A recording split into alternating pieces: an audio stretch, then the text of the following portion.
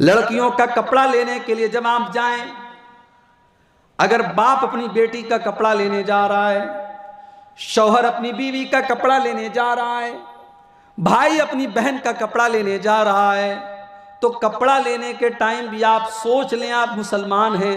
آپ کی بہن، آپ کی بیوی، آپ کی بیٹی بھی مسلمان ہے، اس کا کپڑا بھی مسلمان والا کپڑا ہونا چاہیے۔ اگر کپڑا ایسا ہے کہ کپڑا پہننے کے باوجود عورت کا پورا بدن نظر آ رہا ہے، کپڑا پہننے کے باوجود عورت کے اندر کے کپڑے بھی باہر سے نظر آ رہے ہیں، کپڑا پہننے کے باوجود اگر عورت کا پیٹ نظر آ رہا ہے، عورت کا سینہ نظر آ رہا ہے، عورت کی پیٹھ نظر آ رہی ہے، تو میرے پیارے بھائیوں، ہم سے بڑا بے غیرت کوئی نہیں ہوگا اگر ہم نے اپنا ایسا کپڑا اگر اپنی بیوی کو لا کے دیا، اپنی بیٹی کو لا کے دیا، اپنی بہن کو لا کر کے دیا۔ آج ہمارے گھروں میں کپڑے پہنے جا رہے ہیں صاحب، شہروں کی بات چھوڑ دیجئے، دیہات میں، چھوٹے چھوٹے گاؤں میں ایسے کپڑے پہنے جا رہے ہیں، لڑکیاں ایسے کپڑے پہن رہی ہیں، عورتیں ایسے کپڑے پہن رہی ہیں جو بالکل پاردرشی ہیں، جو بالکل ٹرانسپیرنٹ ہیں، کپڑا ایسا ہے کہ اندر کی پوری چیزیں نظر آ رہی ہیں، اور کپڑا پہننے والی مسلمان عورت ہے، کپڑا پہننے والی لڑکی مسلمان ہے۔ میری پیاری ماں بہنوں، ایسا کپڑا اپنے بدن پر پہننے کے پہلے ذرا یہ حدیث آپ ضرور سن لیجئے۔ اللہ کے پیارے نبی فرماتے ہیں میری امت کے اندر کچھ ایسی عورتیں بھی ہوں گی جو جہنم میں جائیں گی۔ وہ کون اور عورتیں ہوں گی؟ فرمایا وَنِسَاءٌ کَاسِیَاتٌ عَارِیَاتٌ مُمِیلَاتٌ مَائِلَاتٌ، ایسی عورتیں ہوں گی جو کپڑا پہننے کے باوجود ننگی ہوں گی، وہ دوسرے مردوں کو اپنی طرف آکرشت کریں گی اور خود بھی ان کی طرف آکرشت ہوں گی۔ رؤوسہن کاسنمۃ البخت المائلہ، ان کے سر کے اوپر جو ہیئر سٹائل ہوگا، جو بالوں کا جوڑا ہوگا، وہ اونٹ کے کوہان کی طرح ہوگا۔ اللہ کے نبی فرماتے ہیں لا يدخلن الجنہ، ایسی عورتیں جنت میں نہیں جائیں گی، ولا یجدن ریحہا، اور جنت میں جانا تو بہت دور کی بات ہے، جنت کی خوشبو بھی نہیں پائیں گی۔ ارے عورت کا کپڑا، عورت تو وہ چیز ہے کہ اسلام تو یہاں تک کہتا ہے کہ اگر عورت اپنے گھر میں چل رہی ہے تو عورت کے پائل کی جھنکار بھی غیر مردوں تک نہیں جانی چاہیے۔ اللہ نے قرآن میں فرمایا وَلَا يَضْرِبْنَ بِأَرْجُلِهِنَّ لِيُعْلَمَ مَا يُخْفِينَ مِنْ زِينَتِهِنَّ، اے مسلمان عورتوں، جب تم اپنے گھروں میں چلا کرو تو تمہارے پائل کی جھنکار بھی غیر مردوں کے کانوں تک نہ جائے، کیونکہ تمہارے پائل کی آواز بھی تمہاری زینت ہے، تمہارے پائل کی آواز بھی غیر مردوں تک نہیں جانی چاہیے۔ عورت تو اسلام کی نظر میں وہ چیز ہے میرے بھائی۔ عورت اگر موبائل پر کسی سے باتیں کر رہی ہے،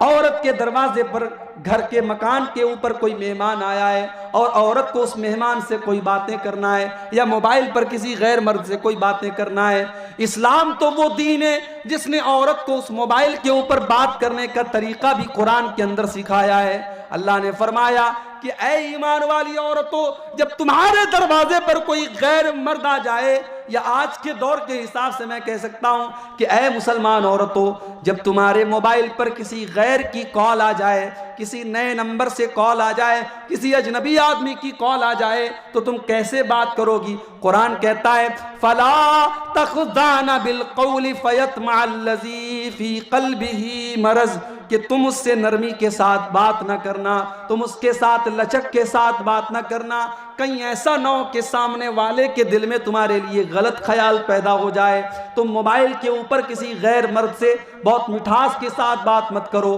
کہیں ایسا نہ ہو کہ اس کے دل میں غلط خیال پیدا ہو جائے۔ جو اسلام یہ تعلیم دے رہا ہے کہ مسلمان عورت کسی غیر مرد کے ساتھ لچک کے ساتھ، لوچ کے ساتھ، مٹھاس کے ساتھ، سرلتا کے ساتھ بات نہ کرے بلکہ کڑک انداز میں بات کرے، وہ اسلام کیا اس بات کی اجازت دے سکتا ہے کہ ایک مسلمان لڑکی ایسا کپڑا پہنے جو بالکل یعنی اس کے جسم کی نمائش کر رہا ہو، اور ایسا کپڑا پہن کر کے وہ مارکیٹ میں جائے، وہ جلسے میں جائے، وہ کسی کے گھر جائے، شادی بیاہ میں جائے؟ نہیں میرے بھائیو، اسلام اس کی اجازت نہیں دیتا ہے۔ اور حیرت مجھے ان لڑکیوں پر نہیں ہے، حیرت مجھے ان کے باپ کے اوپر ہے، ان کی ماں کے اوپر ہے، ان کے بھائیوں کے اوپر ہے جو اپنی بہن بیٹیوں کو ایسے کپڑے دلاتے ہیں۔ ایسے بھائیوں کے لیے اور ایسے شوہروں کے لیے بھی ایک حدیث آپ کو سنانا چاہتا ہوں، جاتے جاتے وہ حدیث بھی سن لیجئے۔ اگر آپ اپنے گھر کی بہو بیٹی کو ایسا کپڑا لا کر کے دے رہے ہیں، اگر آپ ایسا کپڑا اپنی بہو بیٹی کو لا کر کے دے رہے ہیں کہ کپڑا پہن کر کے اس کا بدن نظر آ رہا ہے، وہ ٹرین میں جا رہی ہے، لوگ اس کو گھور گھور کے دیکھ رہے ہیں، وہ راستے میں چل رہی ہے، لوگ اس کو تماشا بنا رہے ہیں، اگر ایسا کپڑا آپ نے اپنی بہو بیٹی کو لا کے دیا ہے تو ذرا یہ حدیث بھی آپ سن لیجئے۔ اللہ کے نبی فرماتے ہیں ثلاثۃ لا ينظر اللہ الیہم عز وجل یوم القیامہ، قیامت کے دن 3 لوگ ایسے ہوں گے جن کی طرف اللہ تعالیٰ دیکھے گا بھی نہیں، نہ تو ان سے بات کرے گا، نہ ان کو گناہوں سے پاک و صاف کرے گا، نہ ان کو اللہ تعالیٰ ان کی طرف رحمت کی نظر سے دیکھے گا۔ 3 لوگ ایسے بد نصیب ہوں گے کہ قیامت کے دن اللہ تعالیٰ ان کی طرف دیکھے گا بھی نہیں۔ کون 3 لوگ ہوں گے؟ نمبر 1، اللہ کو لوالدیہ، اپنے ماں باپ کو ستانے والا، ماں باپ کو دکھ دینے والا۔ نمبر 2، والمرأۃ المترجلہ، ایسی عورت جو مردوں کے جیسی چال ڈھال اپنائے، ٹی شرٹ اور پینٹ پہن کر کے چلے، ٹاپ اور اسکرٹ پہن کر کے چلے، مردوں کے جیسا کپڑا پہن کر کے چلے، مردوں کے جیسا چھوٹا چھوٹا بال رکھے، مردوں کی طرح بات کرے، مردوں کی نقل کرنے والی اور مردوں کی چال ڈھال اپنانے والی عورت۔ اور تیسرا آدمی الدیوس، بے غیرت مرد، جو اپنی بہو بیٹی کو ایسے کپڑے لا کر کے دیتا ہے، وہ بے غیرت ہے، وہ دیوس ہے، اور ایسے دیوس کی طرف بھی اللہ تعالیٰ کل قیامت کے دن نہیں دیکھے گا۔ بے غیرت مت بنو میرے بھائیو، دیوس مت بنو، حیا والے بنو، غیرت مند بنو، اور اپنی بچیوں کو حیادار بنو۔